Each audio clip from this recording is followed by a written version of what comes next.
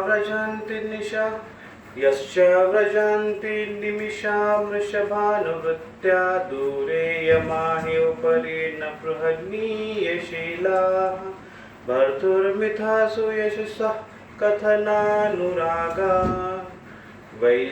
वैक्लव्यबाष्पकलया पुलकीकृताङ्गाः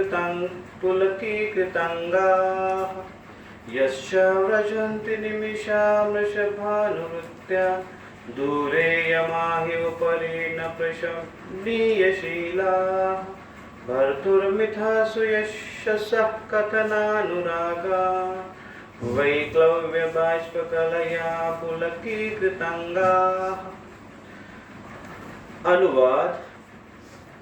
आनंद में जिन व्यक्तियों के शारीरिक लक्षण परिवर्तित होते हैं और जो भगवान की महिमा का वर्णन करने से जोर जोर से सांस लेते हैं तथा प्रस्वेदित हो उठते हैं, वे भगवत धाम को जाते हैं।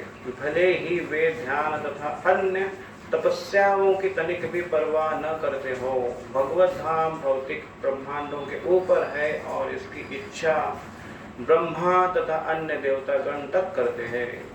तात्पर्य श्रील प्रभुपाद जी द्वारा। तात्पर्य बहुत बड़ा है, हम उसमें से कुछ पाठ लेंगे।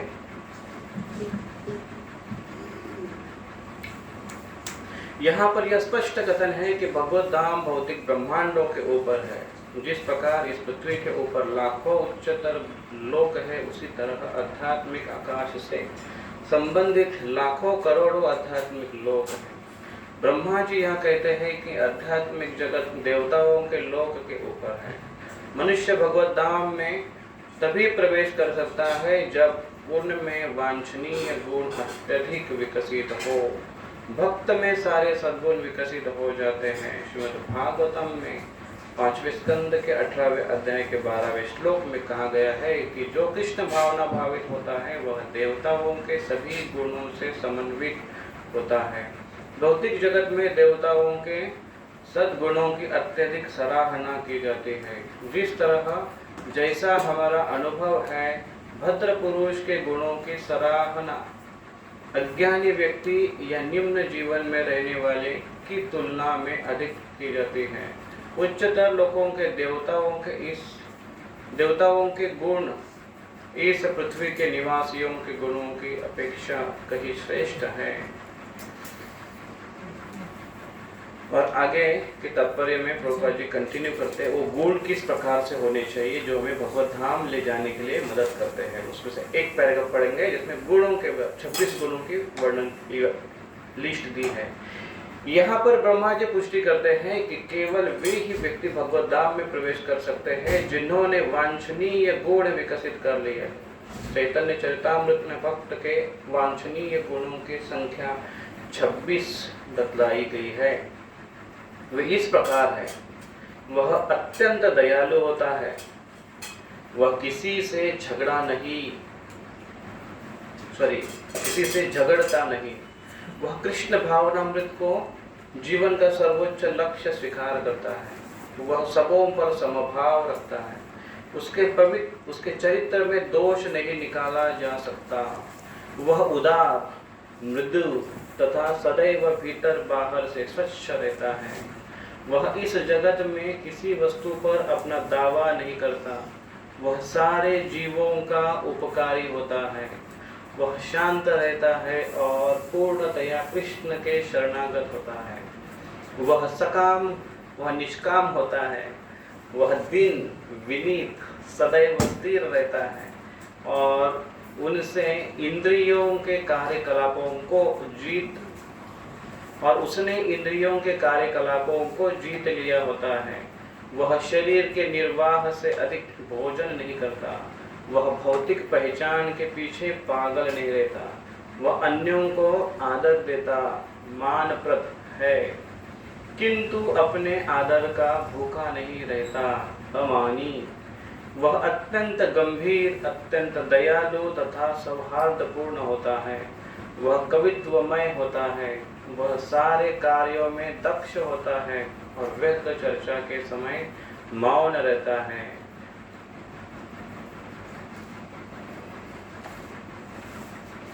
आगे चलकर इसी तरह श्रीमद् भागवतम तीसरा स्कंद 25वां अध्याय 21वें श्लोक में संत पुरुषों के गुणों का उल्लेख है। कहा गया है कि भगवत धाम जाने का पात्र संत पुरुष अत्यंत सहिष्णु तथा समस्त जीवों पर अतीव दयालु होता है। वह पक्षपात नहीं करता, वह मनुष्यों तथा पशुओं दोनों ही के प्रति दयालु होता है। वह ऐसा मूर्ख नहीं होता कि मनुष्य नारायण या दरिद्र नारायण को खिलाने के लिए बकरा नारायण की हत्या करे। फिर से सुनिए, वह ऐसा मूर्ख नहीं होता कि मनुष्य नारायण या दरिद्र नारायण को खिलाने के लिए बकरा नारायण की हत्या करे। वह सारे जीवों के प्रति अत्यंत दयालु होता है, अतएव उसका कोई शत्रु नहीं होता। वह अत्यंत शांत रहता है। ये गुण उसी पुरुषों के हैं जो भगवत धाम में प्रवेश करने के योग्य है। ऐसा व्यक्ति धीरे धीरे मुक्त होकर भगवत धाम में प्रवेश करता है। इस बात की पुष्टि भागवतम में हुई है। यहाँ पर रुकेंगे, बहुत हो गए, भर लिया। ओम अज्ञानतिमिरान्धस्य ज्ञानाञ्जनशलाकया चक्षुरुन्मीलितं येन तस्मै श्रीगुरवे नमः। नमः ओम विष्णुपदाय कृष्णपृष्ठाय भूतले श्रीमते भक्तिवेदान्तस्वामिनिति नामिने नमस्ते सारस्वती देवी गौरवाणी प्रचारिणे विशेषशून्यवादी पाश्चात्य वंशकल्पतरुभ्यश्च कृपा सिन्धुभ्येव च परिदानं पावनेभ्यो वैष्णवेभ्यो नमः। जय श्री कृष्ण चैतन्य प्रभु नित्यानंद श्री अद्वैत गदाधर शिवासदि गौर भक्त। हरे कृष्ण कृष्ण कृष्ण हरे हरे, हरे राम राम राम हरे।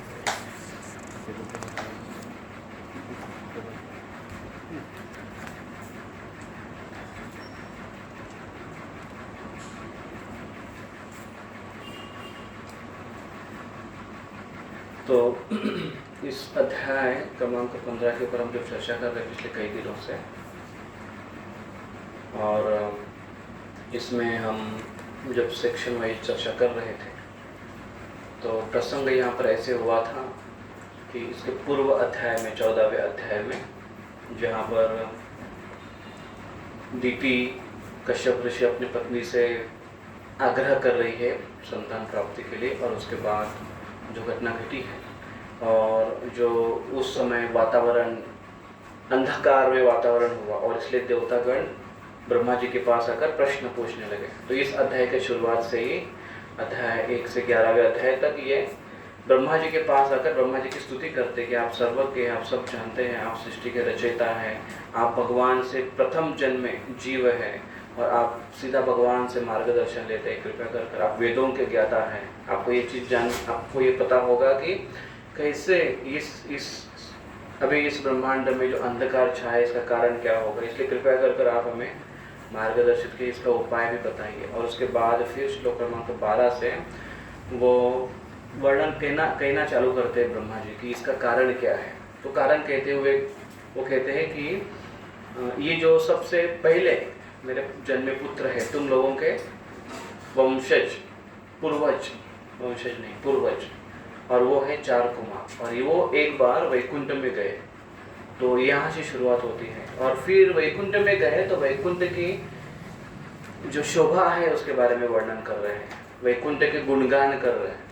तो उसमें वैकुंठ में कैसे स्त्री पुरुष कितने सुंदर, उनकी सुंदरता का वर्णन किया गया है, कैसे वो विमानों में घूमते हैं, कैसे विमान में बैठे हुए होते हैं, वो भगवान के हमेशा कीर्तन में मग्न रहते हैं।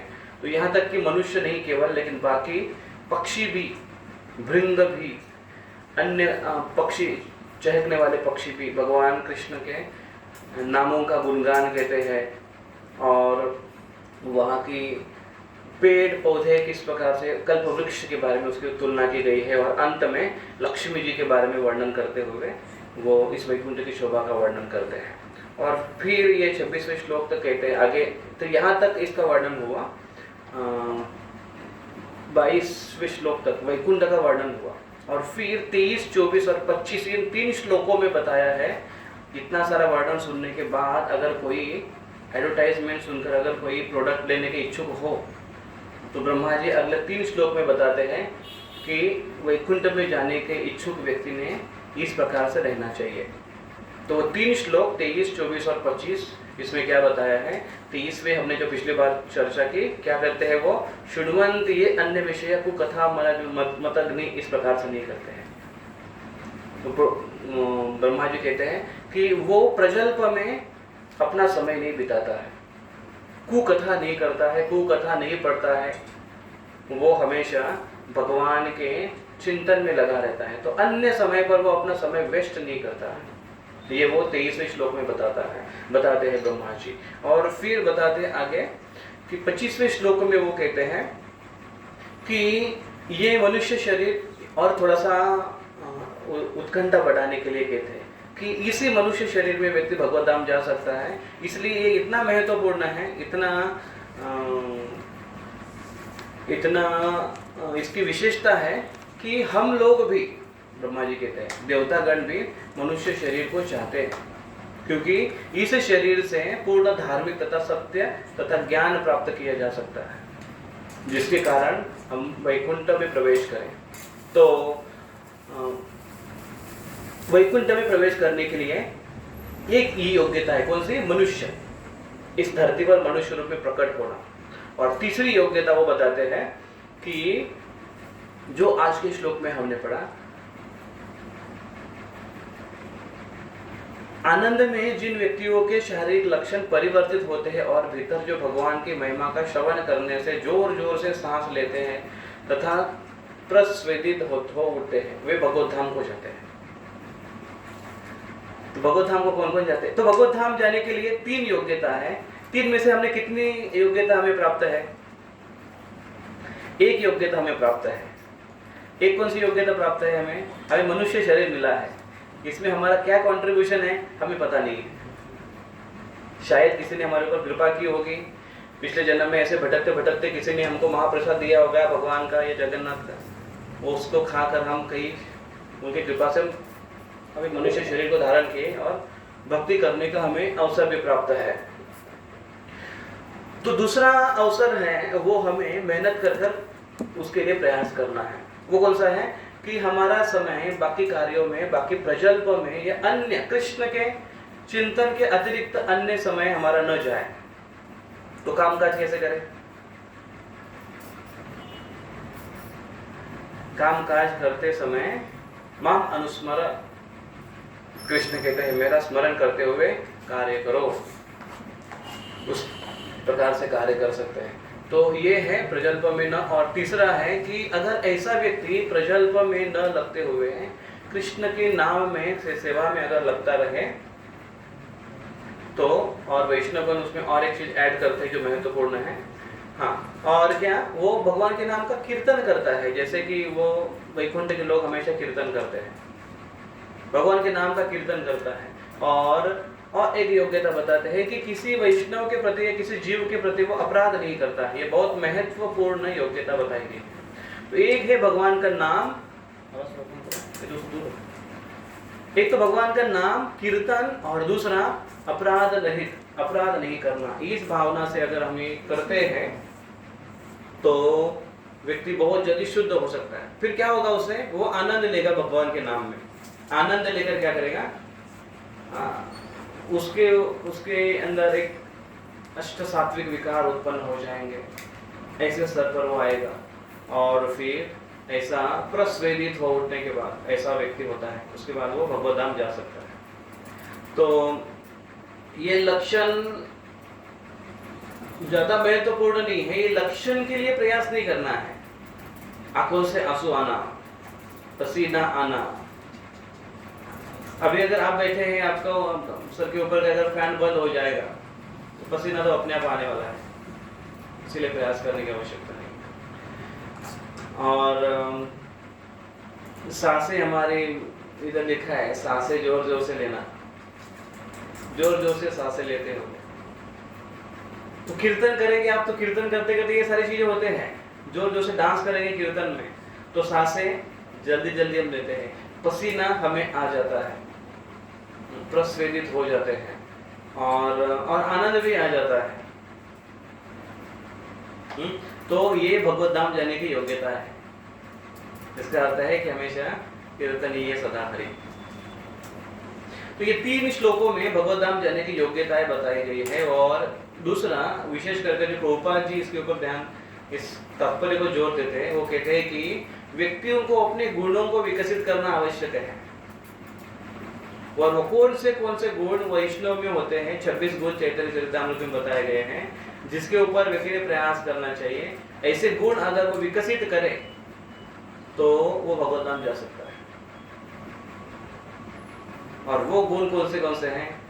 वो अत्यंत दयालु होता है। तो वैष्णव का दयालु गुण मतलब क्या है?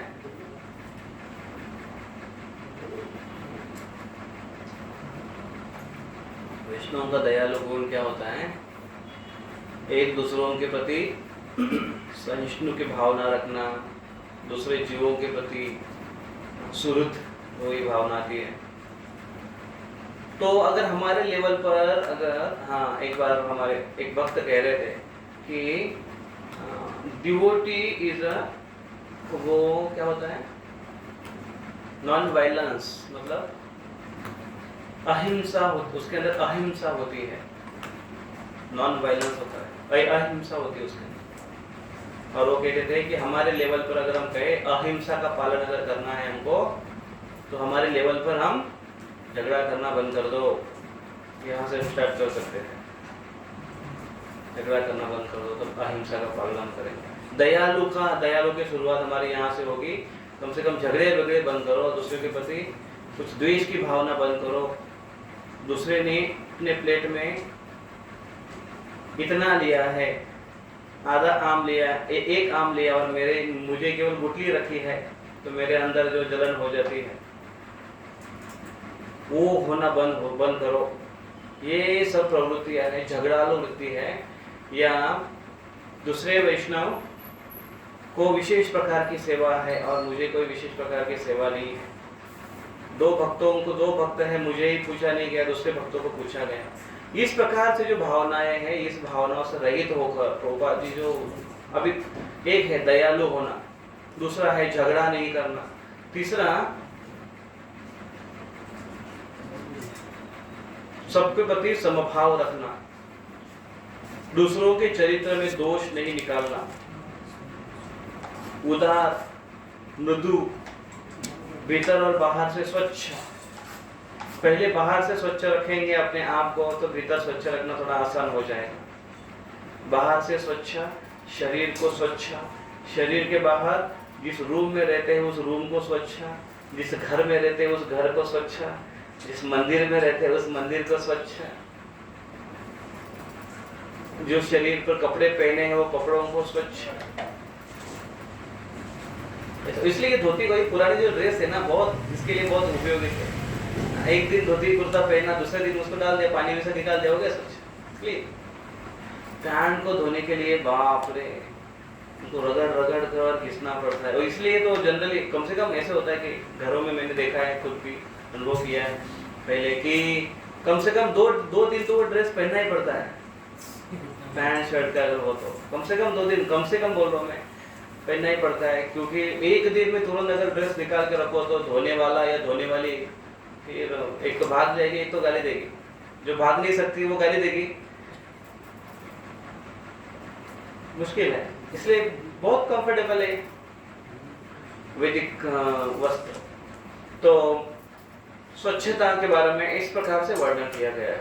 और फिर अभी ये 3 श्लोकों में तो और ये खास कर जो प्रभुपाद जी उदाहरण देकर बताते हैं, व्यंग्यात्मक रूप से बताते हैं। ऐसा मूर्ख नहीं होता वैष्णव, कैसा मूर्ख नहीं होता कि जो मनुष्य नारायण या दरिद्र नारायण को खिलाने के लिए बकरा नारायण की हत्या करे। कुछ लोग बोलते हैं ना, दरिद्र नारायण का उस समय प्रोपोगंडा था, दरिद्र नारायण, क्योंकि दरिद्रों का नारायण है, इसलिए नारायण भी दरिद्र, ऐसा बोलते हैं, दरिद्र नारायण दरिद्र। तो सब नारायण है, तो बकरे में नारायण नहीं है, बकरे में भी नारायण है, तो बकरे को नहीं काट सकते, नहीं काटना चाहिए। इस प्रकार से वैष्णव ये अहिंसा होता है, वैष्णव विनीत होता है, वैष्णव निष्काम होता है, वैष्णव वह शरीर के निर्वाह से अधिक भोजन नहीं करता, शरीर और आत्मा को एक जगह बनाए रखने के लिए जितनी अन्न की आवश्यकता है उतना वो ग्रहण करता है केवल, बहुत महत्वपूर्ण है। तो ये सारे गुणों को वो आत्मसात करता है, ऐसा व्यक्ति भगवान के धाम जाने के योग्य है। कैसे होते हैं एग्जैक्टली ऐसे लोग, ऐसे व्यक्ति, ऐसे वैष्णव, ऐसे भक्त? आज ऐसे दो पर्सनालिटी, दो व्यक्तित्वों का आज आविर्भाव और तिरोभाव तिथि है। हम उनके जीवनी को अगर देखेंगे तो हमें पता चलेगा कि ये गुण ऐसे होते हैं या ऐसे एग्जिबिट किए जाते हैं। तो आज श्रीला बलदेव विद्याभूषण, इनका तिरुभाव तिथि है, और गंगा माता गोस्वामिनी जी, उनका आविर्भाव तिथि। और दोनों जो व्यक्तित्व हैं वो लगभग समानता उनके जीवन में दिखाई देती है।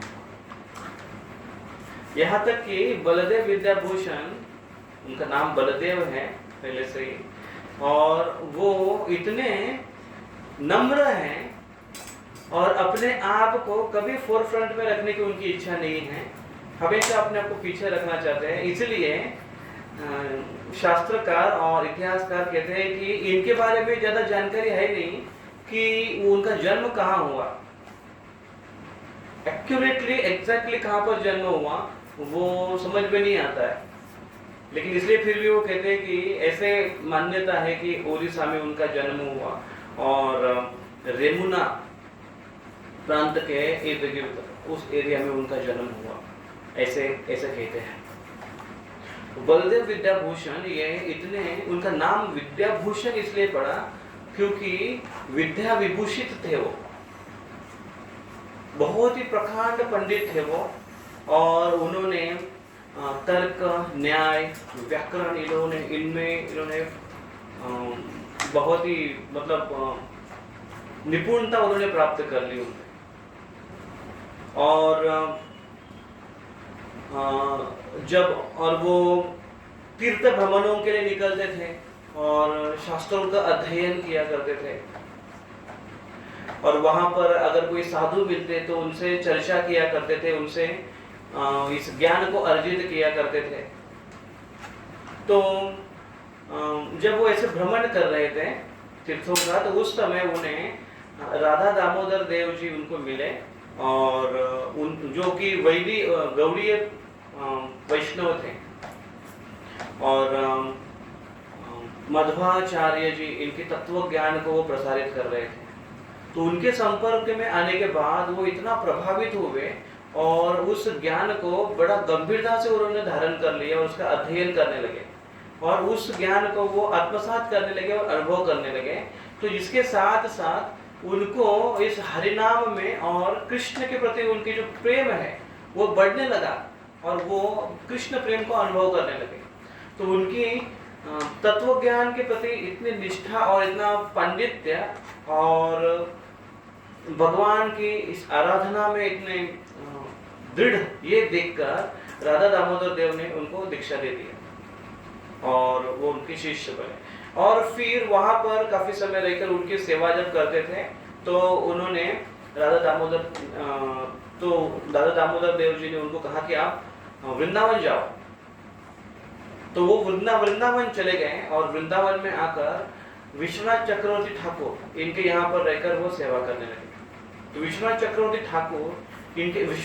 ठाकुर ये उस समय के आचार्य थे, लगभग ये 1800 की शताब्दी में उनकी जीवनी का वर्णन आता है। तो विश्वनाथ चक्रवर्ती ठाकुर, नॉट 1800, 1600। तो विश्वनाथ चक्रवर्ती ठाकुर ये उस समय के आचार्य और विद्वान शास्त्र के, और उनकी टिप्पणी है भागवतम पर, उसकी टीका भी है, बहुत उनको रसिक आचार्य कहा जाता है। उनके अंदर रहकर वो ट्रेनिंग लेने लगे और शास्त्र अध्ययन करने लगे, और वहां पर रहकर वो जीव गोस्वामी की जो षट संदर्भ है उनके ऊपर उन्होंने चर्चा की, अन्य सारे ग्रंथों का उन्होंने अध्ययन किया। तो उनका इस प्रकार से उनकी लीनता और दृढ़ता देखकर विश्वनाथ चक्रवर्ती ठाकुर बड़े प्रभावित हुए और उनके वो बेस्ट स्टूडेंट वहाँ पर रहने लगे, तो उनको शिक्षा देने लगे विश्वनाथ चक्रवर्ती ठाकुर। तो वहाँ पर उस समय ऐसे हुआ था कि जयपुर में जो रामानंदी थे, जयपुर के जो राजा थे, वो गौड़ी वैष्णव से दीक्षित थे, गौड़ी तत्वज्ञान से, और उसका पालन करते थे। लेकिन उस एरिया में रामानंदी जो श्री संप्रदाय है उनका ज़्यादा प्रकोप था।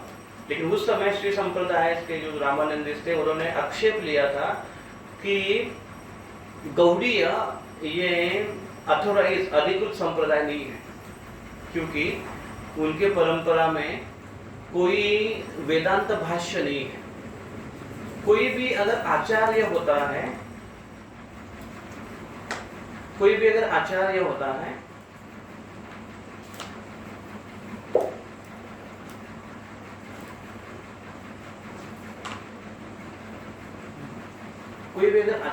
है तो उनके अपने भाष्य होते हैं, वेदों के ऊपर उनके अपने भाष्य होते हैं, और वो प्रकट करते हैं अपने शिष्यों के सामने, और वहाँ से उनके फॉलोअर्स आगे बढ़ते हैं, संप्रदाय आगे बढ़ता है। इसलिए प्रभुपाद जी ने भी भागवतम के ऊपर कमेंट्री कर हमें वो अपने लैंग्वेज में, जो आज के मॉडर्न लैंग्वेज में उन्होंने समझाकर वो दे दिए, एक संप्रदाय परंपरा में आते थे।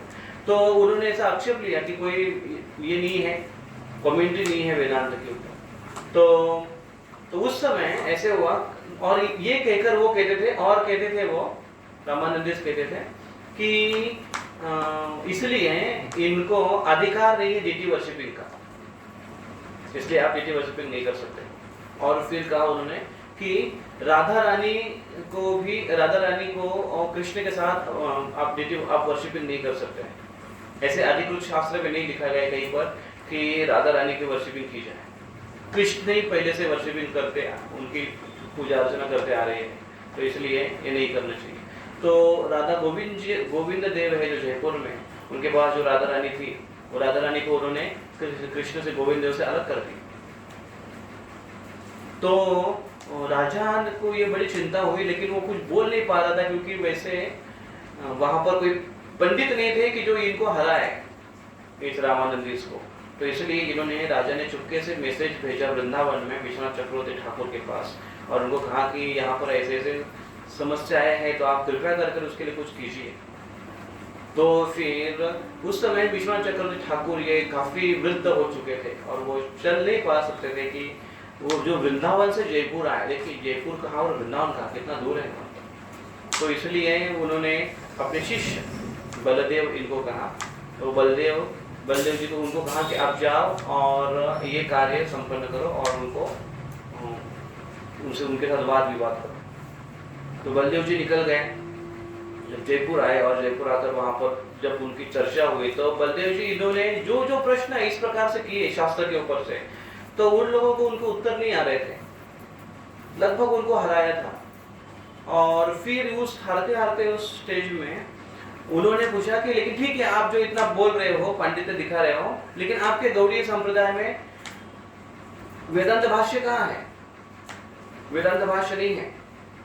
तो विश्वनाथ इन्होंने कहा, बलदेव जी ने कहा कि चैतन्य महाप्रभु ये साक्षात भगवान है, और चैतन्य महाप्रभु ने स्वीकार किया है कि वेदों के ऊपर व्यासदेव ने जो भाष्य किया है श्रीमद् भागवतम, वही वेदांत सूत्र है, वही वेदांत सूत्र के ऊपर भाष्य है, इसलिए अलग भाष्यों की आवश्यकता नहीं है। तो श्रीमद् भागवतम में वेदों का एक उसके ऊपर लिखी गई एक टीका है, भाष्य है, वेदांत भाष्य है।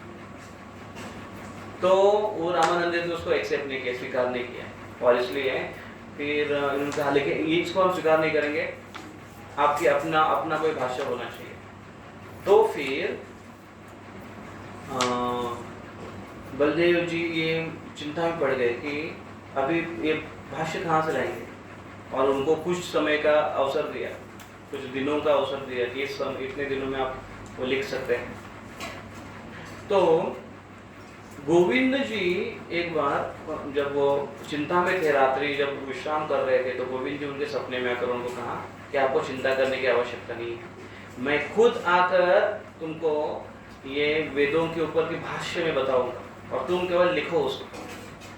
तो इतना आनंदित हुए, दूसरे दिन सवेरे जैसे उठे बहुत आनंदित हुए और फिर वो लगातार वो लिखते गए और गोविंद जी उनको बताते थे उनको, और वो उसको लिखते थे।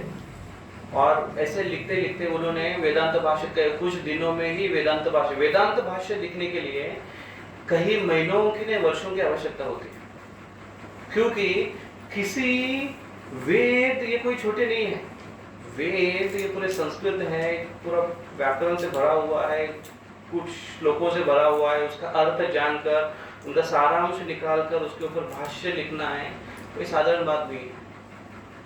इन्होंने कुछ ही दिनों में उसको लिख दिया और उस भाष्य को नाम दिया उन्होंने गोविंद भाष्य, क्योंकि ये गोविंद जी ने साक्षात कहा है। और फिर आकर उनके सामने जब प्रकट किया रामानंद के सामने, तो सबसे पहले तो वो ये देखकर आश्चर्य हुआ कि इतने कम दिनों में इन्होंने लिखा, ये विशेषता है। तो उन्होंने देखा कि लिखा है इतने कम दिनों में, लेकिन क्या लिखा है वो तो देखना पड़ेगा ना, क्या देखकर पता चलेगा कि क्या लिखा है। नहीं तो ऐसे होगा की शिवाजी महाराज गड चढायला सुरुवात करतात आणि पुढे पुढे तापांचा आवाज तुकडुक तुकडुक तुकडुक तुकडुक तुकडुक, और अंत में गड चढ़ून संपला।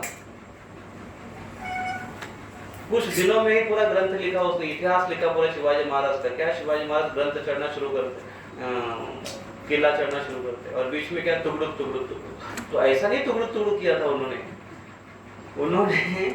भगवान ने जो बताया थे पूरा वेदों का भाष्य उन्होंने लिखा था। जब उन्होंने पढ़ा रामानंद ने अवाक हो गए, और फिर इन्होंने कहा कि ये गोविंद देव ने खुद आकर कहा है, तो बड़े इंस्पायर हो गए उससे।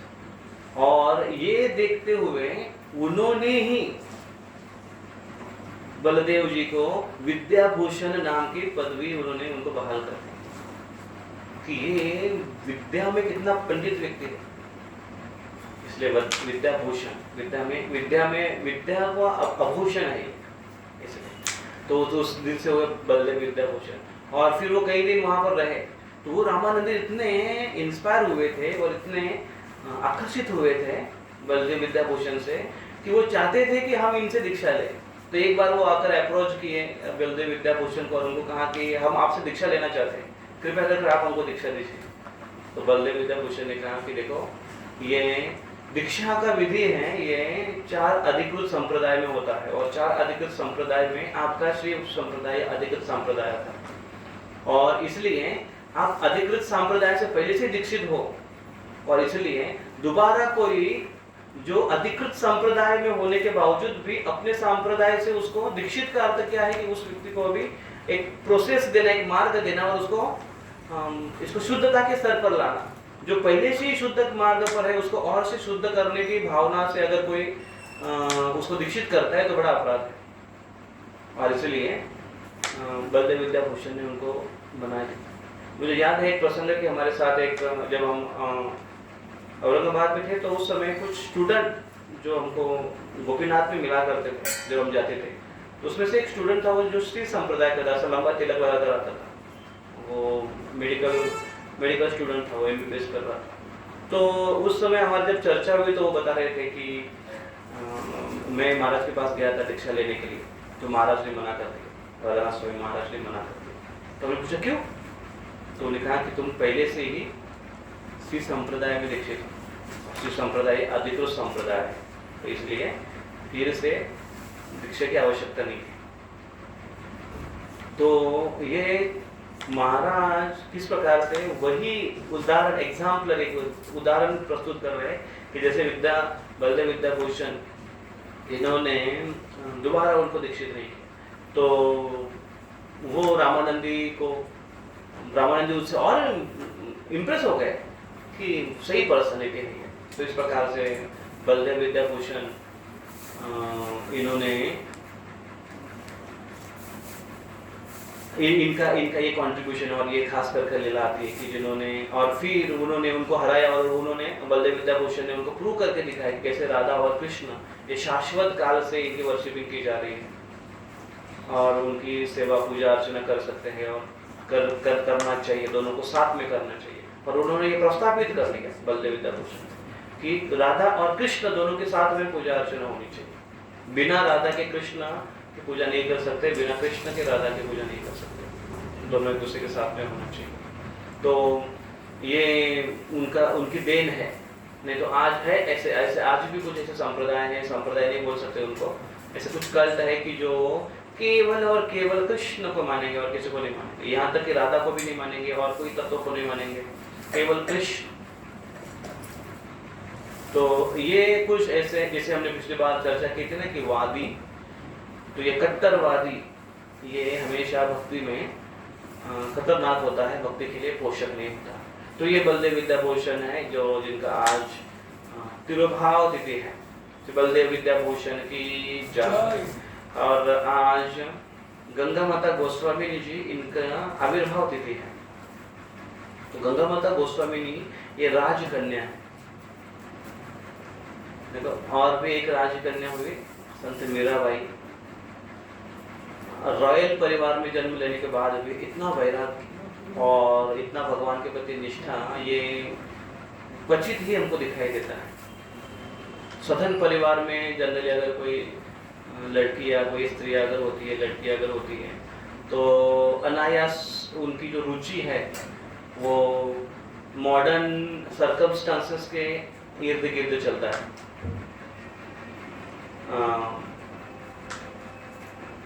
आज जिस प्रकार से वातावरण चल रहा है बाहर बाह्य जगत में, उसके अनुसार उनकी दिनचर्या, उनकी लाइक डिसलाइक्स होती है। लेकिन ये देखिए कि राजा की कन्या है, नरेश नारायण राजा थे बांग्लादेश के, तो उनकी पुत्री थी। और बचपन उनका नाम था शची वास्तविक। और ये शची देवी बचपन में तो जैसे वो जो ग्रोन अप होने लगी, बढ़ने लगी, तो उनकी अध्यात्म के प्रति रुचि उनकी बढ़ने लगी। बचपन तो खेल कूद में चलता है। अगर वैष्णव के घर में अगर बचपन है तो अच्छा सम्मान होता है, या बचपन से ही आध्यात्मिक वातावरण मिलता है। लेकिन अगर आध्यात्मिक वातावरण में नहीं है तो दूसरी रुचि उनके अंदर पनप जाएगी। लेकिन अगर वो उसके अंदर नेचुरली अगर उनके अंदर वो अगर भक्ति है पहले से, तो धीरे धीरे जैसे आयु बढ़ती जाएगी वैसे वैसे उनकी रुचि वो बढ़ती जाएगी, वो प्रकट होने लगेगी। नहीं, जैसे जैसे इंद्रिय हमारी विकसित हो जाती है, शरीर जैसे जैसे बढ़ते जाता है, वैसे वैसे जो सुप्त गुण है या अवगुण है वो प्रकट होने लगते हैं। तो उनके अंदर जो धार्मिकता है वो प्रकट होने लगी। और उनके पास मदन गोपाल जी थे, उनकी वो आराधना करने लगी, घर में आराधना करने। तो भगवान के प्रति ज्यादा उनकी निष्ठा देखकर माता पिता को चिंता होने लगी थी।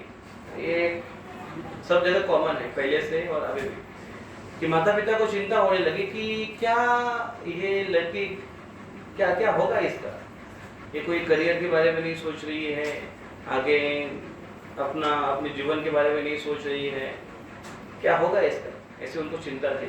और कभी कभी तो उसका वैराग्य देखकर माता पिता को ये चिंता हो रही थी कि माता पिता को दो प्रकार की चिंता होती है अगर वैराग्य लड़की का है तो। एक तो ये चिंता होती है कि इसके जैसा वैराग्य कहाँ मिलेगा अभी इसकी शादी करने के लिए, इतना विरक्त आदमी कहाँ से ढूंढे अभी आजकल के इस जगत में, ये उनको चिंता होती है माता पिताओं को। और दूसरी चिंता ये होती है कि अगर ज्यादा विरक्ति आ गई तो ये कहीं सन्यासी वगैरह बन गई, तो ये चिंता ज्यादा माता पिता को होती है। तो इसलिए इनको भी ऐसी चिंता होने लगी। और फिर जैसे उनकी उम्र बढ़ती गई, विवाह की उम्र होने लगी, तो माता पिताओं ने उनको कहा कि अभी तुम्हारी शादी करनी है। तो उनको बताए गए राजाओं की जो लिस्ट आई उनके पास, फोटो दिखाए गए, ये राजा है, इस देश का राजा है, इस राजाओं के ये नाम है, ये करतूत है, ऐसे उनको बताया गया कि किससे विवाह करना चाहोगे, किस प्रकार से राजा से विवाह करना चाहोगे। तो शची देवी कहती थी कि मुझे इस जगत का कोई पुरुष पसंद ही नहीं है। इस जगत का पुरुष क्यों पसंद नहीं है? क्योंकि इस भौतिक शरीर में क्या रखा है, ये शरीर कितना खराब है, ये शरीर कितना गंदा है, ये शरीर कितना सड़ा गला है, कितना बदलते रहता है, इसके अंदर क्या ऐसी विशेषता है कि जिसके प्रति हमने इतनी रुचि दिखानी चाहिए या जितना आकर्षण होना चाहिए।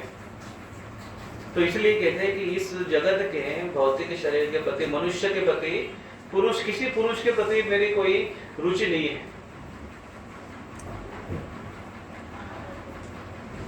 तो फिर उनके लिए और कहां से पुरुष लेकर आएंगे जिससे इससे विवाह करने के लिए? तो माता पिता ने बहुत कह कर बेचारे, इकलौती लड़की थी, बेचारे मर गए दोनों भी। राज्य है वो बाकी लोगों ने वहां पर संभाला, मंत्रिमंडल जो था उनका मैनेजमेंट था, उन्होंने राज्य को संभाला। और शची देवी भी उसकी तरफ ध्यान देती थी। शची देवी का घर में अभी मन नहीं लगने लगा और वो घर छोड़कर निकल गई बाहर तीर्थ भ्रमण करने के लिए। तीर्थ भ्रमण भी कर रही थी वो, लेकिन उनके मन में जो एक आनंद और सुकून चाहिए था वो उनको मिल नहीं रहा। और ऐसे करते करते जब वो जगन्नाथपुरी में आ गए तो जगन्नाथपुरी में आकर उनको थोड़ा सा रिलीफ लगा, उनको अच्छा लगा जगन्नाथ भगवान जी का दर्शन लेने के बाद। और फिर वहां से वो वृंदावन की तरफ चली गई। वृंदावन की तरफ जब वो चली गई तो वृंदावन में वहां पर अनेकों साधु हैं। तो वहां पर उनको हरिदास पंडित जी से उनकी मुलाकात हुई, उनसे मिली वो, और उनसे बहुत प्रभावित हुई उनकी निष्ठा और उनकी भक्ति देखते हुए। और फिर उनके पास रहकर वो भगवान की आराधना करने लगी और उनको कहने लगे कि कृपया करके आप मुझे आश्रय दीजिए, आप मुझे मार्गदर्शन कीजिए। तो उन्होंने कहा कि हरिदास जी ने कहा कि देखो आप राजकन्या हो, राजा के ठाट बाट में हो, वहां पर पली हो, बेटर है कि घर पर जाकर भगवान की भक्ति करो। घर पर भी भक्ति की जा सकती है, घर पे जाकर भजन करो, यहाँ पर आने की आवश्यकता नहीं है, क्योंकि तुमसे नहीं होगा, वृंदावन की तपस्या तुमसे नहीं होगी। तो लेकिन शची देवी बहुत ही दृढ़ थी अपने निश्चय पर, अपने निर्णय पर, और वो वृंदावन में वहीं पर रहने लगी और सेवा करने लगी। जब जब क्लास होते थे, श्रीमद् भागवतम क्लास होते थे, तो उसमें बैठकर वो सुनने लगी और बाकी जो सेवाएं है वो सेवाएं करने लगी। वहाँ पर जमुना में जाकर वो स्नान करती थी और मंदिर है, मंदिरों को मार्जन किया करती थी, मंदिर को साफ सुथरा किया करती थी, फूलों के गार्लन बनाया करती थी। तो देखिए भगवान की कृपा से, प्रभुपाद जी की कृपा से ये सारी व्यवस्था एक सेंटर में प्रभुपाद जी ने क्रिएट कर दी है। प्रभुपाद जी के जितने भी सेंटर है वहाँ पर ये सारी, मंदिर के सामने मार्जन करने की सेवा है, वो मंदिर में भगवान के लिए गार्डन बनाने की सेवा है, भगवान के लिए ड्रेस बनाने की सेवा है, विग्रह के संतुष्टि के लिए सब कुछ। सेंटर कौन है? मुरलीधर। उनके इर्द गिर्द जितनी भी सारी सेवा है वो सेवा है। कोई प्रत्यक्ष रूप से सेवा कर रहा है, कोई अप्रत्यक्ष रूप से सेवा कर रहा है, कोई केवल मीडिया के साथ खेलते खेलते मुरलीधर की सेवा कर रहे हैं। तो इस प्रकार से हर कोई कृष्ण के सेवा में लगे हुए हैं। कृपा जी की असीम कृपा है। लेकिन उस समय वहां पर वातावरण में, उस जगह पर जाकर वो सब किया जा सकता था, इसलिए वो वहां पर जाकर कर रही थी। और फिर तो धीरे धीरे उनका वैराग्य ये दिखने लगा। फिर वो अभी वृंदावन में जब घूम रही तो उनके वस्त्र तो कोई ऐसे साधु के वस्त्र तो थे नहीं, राजा की लड़की है, तो थोड़ा सा ऐसा मिसमैच वो दिखाई देता था। फिर उनकी दृढ़ता देखकर और शास्त्र के प्रति रुचि देखकर हरिदास जी ने कहा कि ठीक है, तुम अगर तरक्की करना चाहते हो तो बेटर है कि तुम जाकर माधुकरी करो। माधुकरी का अर्थ है मांग कर, भिक्षा मांग कर अन्न को जमा करना और उसको ग्रहण करना, या फिर अगर हम गुरु के आश्रम में हैं तो गुरु को अर्पण करना और फिर गुरु जो देंगे उसी को उतना ही खाना। देखिए ये कितना, मतलब ये गुरुकुलीन लाइफ थी, इतने ऑस्ट्रेलिया, उसके बारे में अगर हम सोचेंगे तो है ना, कभी कभी तो हम अपने अधिकार के लिए, छीनने के लिए उसके पीछे होते हैं। अगर अधिकार नहीं मिला तो हम छीनेंगे। यहाँ पर गुरुकुल में सब चीज गुरु को अर्पण करने के बाद बाहर बैठा, प्रभुपाद जी ऐसा कहते हैं, बाहर बैठता था शिष्य।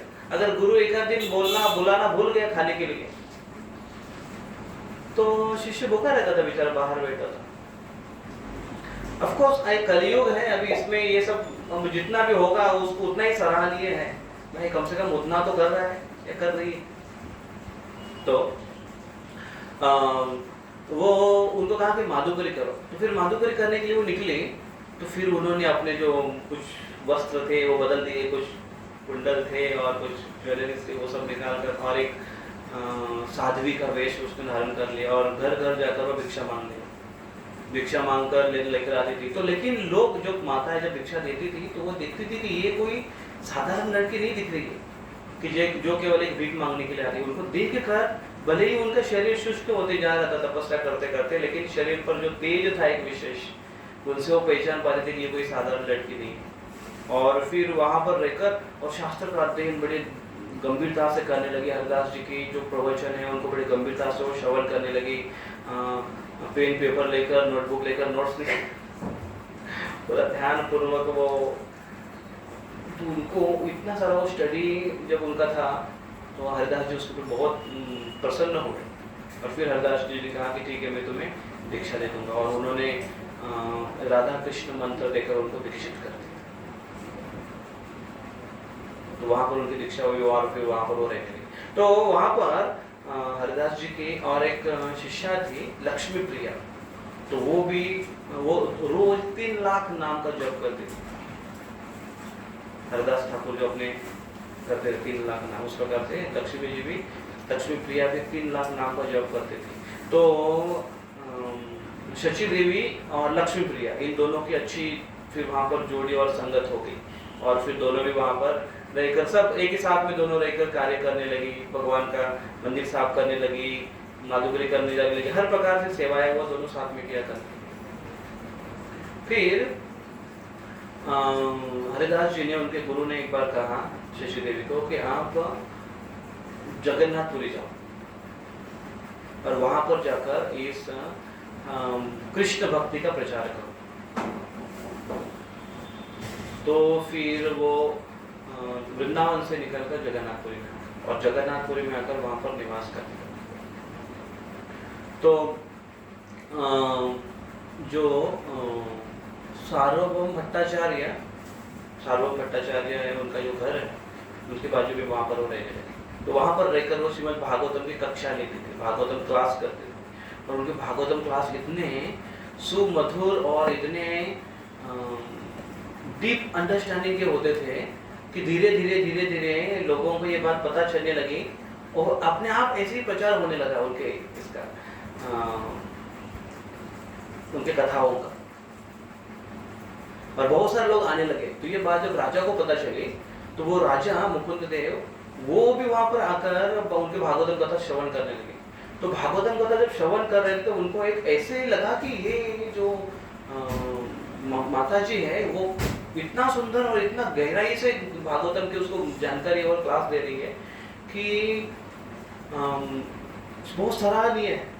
तो इसलिए उनके मन से ऐसे ही अंदर से ही उनको एक इच्छा जागृत हुई कि मैंने कुछ तो इनको गिफ्ट देना चाहिए, ऐसे वो मन में सोचने लगे। तो फिर वो मन में ऐसा सोच रहे थे कि क्या इनको गिफ्ट देना चाहिए, क्या गिफ्ट देना चाहिए, क्या गिफ्ट देना चाहिए। तो फिर वो जब रात्रि जब विश्राम कर रहे थे तो जगन्नाथ जी उनके सपने में आकर उन्होंने कहा कि आप शची को,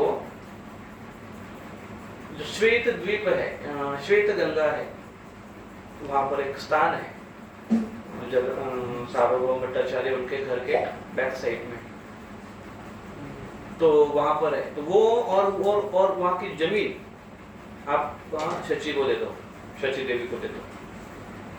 तो दूसरे दिन राजा एकदम जगन्नाथ जी का आशीर्वाद समझकर, आज्ञा समझकर वो आए, शची माता को विनंती करने का, प्लीज मुझे कुछ सेवा करने का अवसर दो, मैं कुछ आपको देना चाहता हूँ। तो उन्होंने कहा नहीं मुझे, क्योंकि जो लड़की अपने राज परिवार में जन्मी हुई है, सब कुछ छोड़कर आई है, राज्य पूरा छोड़कर आई है, वो यहाँ पर क्या एक्सेप्ट करेगी। तो नहीं, कभी कभी ऐसा होता है कि हम बड़े परिवार से अगर कुछ छोड़कर आते भी है, लेकिन कुछ साल के बाद, कुछ समय के बाद वो पुरानी आदतें, पुरानी जो ये है वो सब आने की संभावना है, या वो एक इंद्रियों को और मन को एक उसके सराव होता है पहले से, इसलिए वो ऐसा लगता है कि चाहिए हम। लेकिन उन्होंने उसको स्वीकार नहीं किया, उनका नहीं, बहुत बहुत धन्यवाद आपने ऐसा पूछा, लेकिन प्लीज मुझे नहीं चाहिए कुछ, हम चाहिए। तो फिर राजा ने कहा कि नहीं, जगन्नाथ जी ने कहा है कि आपको ये दे दूंगा। तो फिर जगन्नाथ जी की इच्छा समझकर उन्होंने उसको स्वीकार कर लिया और वहां पर वो रहने लगे। तो वहाँ पर वो रहकर अपनी दैनंदिन कार्य वहाँ पर वो किया करती थी, अपना श्रीमद् भागवतम पाठ कक्षा वहाँ पर, और वहाँ पर रहकर वो प्रचार करने लगी। और रोज सवेरे उनका जो स्नान आदि कार्य है वो वहाँ पर कुंड था, वहाँ पर हुआ करता था। तो एक बार एक कोई उत्सव एक का नाम बताया गया है, और वो करने की उस समय उस दिन उनको गंगा में स्नान करने की इच्छा हुई, लेकिन मन में सोच रही थी मुझे गंगा में स्नान करना है, लेकिन गंगा में स्नान कैसे करूँ, ऐसे मन में उनकी एक बात रहेगी। लेकिन फिर वो बात उन्होंने बात को छोड़ दिया, क्योंकि अभी जगन्नाथपुरी में है, तो जगन्नाथ जी उनके सपने में आए शशि देवी को कि आप चिंता मत करो, आपकी उस दिन गंगा में स्नान करने की इच्छा पूरी हो जाएगी। और फिर दूसरे दिन, और उस दिन जब वो सवेरे एकदम जल्दी उठी, सवेरे मतलब मिडनाइट लगभग मध्य रात्रि वो उठी, तो मध्य रात्रि उठकर जब वहाँ पर स्नान करने गई, तो जैसे ही उन्होंने स्नान किया तो उनको लगा कि अरे यहाँ पर पानी, अभी वो कुंड है तो उसमें पानी कहाँ से बहेगा, लेकिन उनको लग रहा है कि पानी मुझे बहा कर कहीं पर लेकर जा रहा है। और जो पानी का फ्लो आया, करंट इतना फास्ट था कि उनको बहा कर ऐसे लेकर गया, और उनको ऐसा महसूस हुआ कि अरे ये कुंड नहीं है, लगता है गंगा का एक वेव से, गंगा का एक प्रवाह है, और उनको बहा कर लेकर गया। और उन्होंने पाया कि वो जगन्नाथपुरी मंदिर के बीच में, जगन्नाथपुरी का जो मंदिर है उसके बीच में वो उनके कैंपस में अंदर आई है, रात्रि में अंदर आई है। और उन्होंने सुना कि जोर जोर से मंत्र उच्चारण चल रहा है, वैदिक मंत्र चल रहा है, और बहुत सारे लोग हैं और जो स्नान कर रहे हैं, और वो भी वहां पर उनके बीच में, और वो भी स्नान कर रही है, और उनको अनुभव हो रहा है कि वो गंगा जी में स्नान कर रही है। और ऐसा अंदर जगन्नाथ मंदिर के अंदर में वहां पर उन्होंने देखा कि एक बड़ा कुआं है, उस कुएं में सब लोग स्नान कर रहे हैं, तो वो भी उनके साथ स्नान कर रही थी। और फिर ये अंदर कोलाहल हो रहा है वैदिक मंत्रों का उच्चारण, तो ये अभी केवल उन्हीं के लिए नहीं चल रहा है, शशि जी के लिए नहीं चल रहा है, ये बाहर भी उसका आवाज आने लगा। तो जो द्वारपाल है वो सोचने लगे कि अंदर से आवाज कैसे आ रही है, लेकिन एक बार रात में मंदिर दरवाजे बंद करने के बाद खोलने की परमिशन किसी को नहीं है, तो उन्होंने राजा को मैसेज भेजा तुरंत, और राजा ने तुरंत आज्ञा दी कि खोलो, देखना पड़ेगा क्या है अंदर। तो जैसे उन्होंने दरवाजा खोलकर देखा तो अंदर और कोई नहीं है, केवल शशि देवी अकेली है। तो अभी सब चिंता का विषय हो गया है। एक तो शशि देवी अभी ये कैसे रिवील करें कि मैं जब स्नान करने के लिए उस कुएं में आई थी, उस कुंड में आई थी, तो वहां से मैं ऐसे बहा कर लेकर गई कि इस करंट से लेकर मैं जगन्नाथ जी के अंदर है। पहली बात तो कहने के बाद कोई उसको मानेगा नहीं मानेगा। दूसरा, अगर वो अपने आप वो खुद के बारे में ऐसी वाह कैसे कर सकती है कि देखो साक्षात भगवान मुझे यहाँ पर लेकर आए, कभी नहीं करेंगे, क्योंकि वैष्णव कैसे नम्र होते हैं, यहाँ पर जो गुण का वर्णन किया है, तो इसलिए वो एकदम वो शांत रही, एकदम चुप रही, कुछ बोली नहीं। तो इन्होंने सोचा कि अच्छा अब ये पकड़ी गई, लगता है जगन्नाथ मंदिर में वो कोई जगन्नाथ जी के ज्वेलरी चुराने के लिए आई थी, और इसलिए उन्होंने सिपाही ने उनको बंदी बनाकर उनको लॉकअप में डाल दिया। अब एक समय ऐसे था कि राजा उनके प्रवचनों से प्रभावित थे, अभी राजा ने उनको लॉकअप में डाल दिया, तो राजा भी समझ में नहीं पाया कि ऐसे कैसे हुआ ये सब चीज। तो दूसरे दिन राजा के सपने में जगन्नाथ जी आए और राजा को ऐसे जोर जोर से डांटने लगे, तो कहने लगे कि तुमने कितना बड़ा अपराध किया है, मैं उनको वहां पर लेकर गया था और मेरे चरणों से निकली जो गंगा है, मैंने उसको अपने चरणों में रखा था, और मेरे चरणों से निकली हुई जो गंगा है उसमें स्नान कराया, क्योंकि उसको गंगा में स्नान करने की उसकी इच्छा थी। इसलिए अभी उससे छोड़ो, तो उसको लॉकर से बाहर निकालो और जाकर उनको शरणागत हो जाओ और उनसे दीक्षा प्राप्त करो। क्योंकि किसी के प्रति अगर ऐसा अपराध किया जाए तो उस अपराध की माफी इसी प्रकार से मिलती है, क्योंकि अगर वो उसके अनुगत हो जाए या उसके शरणागत हो जाए, तो इसी प्रकार से चैतन्य चरितामृत में वर्णन आता है कि जब गदाधर पंडित पुंडरीक विद्यानिधि को मिलने के लिए एक बार आए थे श्रीवास जी के साथ, तो वो देखकर ही पुंडरीक विद्यानिधि को दूर से देखकर ही उनको लगा गदाधर पंडित को कि अरे ये तो कोई वैरागी को मिलाने के लिए लेकर आए हैं, लेकिन ये आदमी तो कुछ वैरागी दिख नहीं रहा है। ये पान चबा रहा है मुंह में, बाजू में हुक्का है, वो पुराना था ना, गुड़ गुड़ गुड़ गुड़ कर रहा था, वो भी है। बाल एकदम ऐसे चुपचुपीच बाल है उनके मस्त की, और कपड़े एकदम साहूकार के जैसे पहने हुए हैं। और आजू बाजू में बहुत सारे आईने हैं, और आईने में देखकर अपने बाल कैसा कर रहे हो। और उन्होंने देखा कि और सुगंध तेल लगाया उन्होंने अपने शरीर में। फिर जो वहाँ का जो डाइनिंग टेबल नहीं, सोफा सेट था, वहाँ का जो फर्नीचर था, वो देखकर लगा कि बाप रे, ये व्यक्ति तो बड़ा ऐश्वर्य भी लगता है। ये देखकर उनके मन में ऐसे अपराध, उनको लगा कि ये तो कोई भोगी व्यक्ति लग रहा है। गदाधर पंडित के मन के अंदर ऐसे लगा। और इतने में ही श्रीवास जी ने, कौन लेकर आया था उनको, श्रीवास पंडित लेकर आए थे, तो उन्होंने इनके मन, कौन लेकर आए थे, मुकुंद लेकर आए। तो उनके मन में उन्होंने जाना तुरंत कि इनके मन में कुछ डाउट्स है, तो इसलिए वो भागवतम का श्लोक पढ़ने लगे। अहो बकीयम स्तनकालकूटम, वो श्लोक बोले।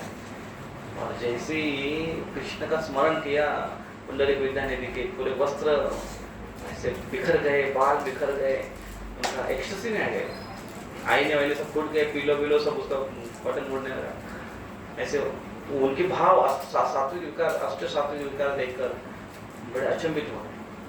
तो फिर अभी इस अपराध से मुक्त हो कैसे? तो गदाधर पंडित मन में सोच रहे, क्या करूं। एक ही उपाय है, बोले केवल क्या, कि उनको शरणागत हो जाओ और उनका शिष्य बनो। अगर उनका शिष्य बना तो क्या है, अपराध गुरु माफ कर देते ऐसे। तो राजा ने उनको शरणागत स्वीकार कर लिया और उनको कहा, तो उनको सबसे पहले उनको छुड़वाया और उनसे माफी मांगी और उनसे कहा कि कृपया करके आप हमें दीक्षा दीजिए, आप हमारे गुरु बन जाए। तो गंगा माता, तो शची देवी ने उनको दीक्षा दी। और उस समय से, क्योंकि उनके लिए गंगा वहाँ पर प्रकट हुई है, गंगा जी वहाँ पर आई थी, उन्होंने साक्षात जगन्नाथ जी ने गंगा जी को प्रकट किया था, इसलिए उनका नाम हुआ गंगा माता। और जब वो वृंदावन में थी तो उन्होंने गोस्वामी की पदवी भी उनको बहाल की गई थी, क्योंकि उनकी गोस्वामी की जो प्रवृत्ति थी या उनकी तपस्या थी और उनका शास्त्र अध्ययन था, ये देखकर, उनकी निपुणता देखकर उनको गोस्वामिनी की उपाधि थी। तो गोस्वामिनी थी, अभी गंगा माता गोस्वामिनी उनका नाम हो गया, और उनका वास्तविक नाम शची माता था। और फिर वो वहाँ पर रहने लगी। तो एक बार फिर वो राजा मुकुंद देव आए उनके पास और उनको कहते हैं कि मुझे आपको कुछ देना है, कृपया करके आप स्वीकार कीजिए। तो उन्होंने कहा कि नहीं, मुझे कुछ नहीं चाहिए। बोले नहीं, प्लीज़ आप स्वीकार कीजिए, क्योंकि जगन्नाथ जी मेरे सपने में आए और वो कहने लगे कि आपको ये देना है चीज़। तो और कुछ ज़मीन देना चाहते थे, तो उन्होंने कुछ स्वीकार नहीं किया। उनका ठीक है, आप अगर देने की इतनी आपकी इच्छा है तो आप अन्न के 2 बर्तन, सब्जी का एक बर्तन मतलब बर्तन भरकर सब्जी, और अन्न 2 बर्तन भरकर अन्न, और एक जगन्नाथ जी को अर्पण किया हुआ एक कपड़ा, वो आप भेज दीजिए। और इससे मैं लोगों की सेवा कर सकती हूँ, लोगों को अन्य लोगों की, अन्य वैष्णव की मैं सेवा कर सकती हूँ, इसलिए कृपया करके इतना दीजिए, इसके अब बस इतना ही दीजिए। और हाँ, और 160 पैसा, अभी उस समय से वो 160 पैसे। तो राजा ने ये सब भिजवाया, और ऐसे कहते हैं कि अभी भी वो प्रथा है कि रोज वो जो गंगा माता गोस्वामी घाट है अभी वहाँ पर, गदाधर सार्वभौम भट्टाचार्य जिनका घर है, और बीच में रोड है, और उस एक साइड में ये कुंड है जिसका नाम है गंगा माता गोस्वामी, या श्वेत गंगा भी उसको बोलते हैं, और वहाँ पर उनका स्थान है। तो रोज वहाँ पर 2 बर्तन भरकर सब्जी, 1 बर्तन भरकर सब्जी, 2 बर्तन भरकर अन्न, चावल को अन्न बोलते हैं बंगाल में, उड़िया में, और वो कपड़ा, और 160 पैसे। अब 160 पैसे कैसे लाते होंगे पता नहीं, लेकिन रोज कहते हैं कि रोज ऐसे प्रथा है कि रोज ये सब चीज़ वहाँ पर लेकर आया जाता है और उनके स्मृति में। तो ऐसे थी गंगा माता गोस्वामिनी जी और बलदेव विद्याभूषण। तो दोनों में एक कॉमन चीज़ हमको ये दिखाई देती है कि शास्त्र के प्रति विशेष रुचि, भगवान को प्राप्त करने की निश्चित उनकी निष्ठा, उनकी श्रद्धा, और उनकी जिद भगवान को प्राप्त करेगा, और उसके लिए ही पूरा अपने आप को उन्होंने न्यौछावर कर दिया, समर्पित कर दिया। तो अभी ये जो है गंगा माता गोस्वामी ने ये बाय नेचुरली ये उनके अंदर वैराग्य था, और वो घर पूरा छोड़कर निकली थी। तो अभी अगर आज के इसमें वातावरण में देखें तो कोई अगर इस गंगा माता गोस्वामी या शची देवी की जैसे अगर कोई वैराग्य धारण कर कर ये बात सोच ले कि चलो मुझे इस भौतिक जगत का कोई पुरुष नहीं चाहिए शादी करने के लिए, तो पॉसिबल नहीं है, क्योंकि परिस्थिति के अनुसार हमें उस प्रकार से चलना चाहिए, और ना ही हमारा उतना वैराग्य है और ना ही उतना हम सीख पाएंगे। तो हमें कम से कम उतना तो हम सोच सकते कि भाई हम भगवान की कम से कम हमें भक्त के वातावरण में हम रहे, भक्तों के संग में हमें रहने का अवसर मिले, इतना हम कोशिश कर सकते हैं। तो ये हमारे लिए उतना ही योग्य है जितना शची देवी उस समय की उन्होंने। तो दोनों की इसमें ये है कि भगवान को प्राप्त करने के लिए और भगवान के मार्ग में चलने के लिए एक जिद्द, एक निष्ठा, उनको एक उनकी जो तेज गति है वो हमको दिखाई देती। तो ये वैष्णव का गुण है जो आज हमने ये श्लोक में पढ़ा है, जो रूपा जी इस तात्पर्य में बताते, खासकर वैकुंठ में जाने के लिए, भगवत धाम जाने के लिए योग्यता है। तो इस वैष्णव से हम ये सीखते हैं कि इस प्रकार से योग्यताओं को अगर हम धीरे धीरे अगर हम प्रैक्टिस करें तो धीरे धीरे ये गुण हमारे अंदर आ सकते हैं। धीरे धीरे प्रैक्टिस करें नहीं, प्रैक्टिस करें तो धीरे धीरे ये गुण हमारे अंदर आ जाते हैं। तो हमने बड़ी गंभीरता से इसको प्रैक्टिस करने की कोशिश करनी चाहिए, और जो जितने गंभीरता से इसको प्रैक्टिस करेगा वो उतने जल्दी इस गुणों को धारण करेगा, और जो जितने जल्दी इस गुणों को धारण करेगा उतने जल्दी वो वैकुंठ के वातावरण को अनुभव करेगा। नहीं तो आप बोलेंगे कि उतनी जल्दी वो जाएगा, तो अच्छा है हम धीरे धीरे करें, ताकि धीरे धीरे जाएंगे ना। जब जाना है तभी जाएंगे, लेकिन धीरे धीरे नहीं करना है, हमको फास्ट करना है, ताकि हम उस वातावरण को उस हरे कृष्ण कृष्ण कृष्ण हरे हरे, हरे राम राम राम हरे हरे। श्रीमद् भागवतम की श्री श्री राधा मुरलीधर भगवान की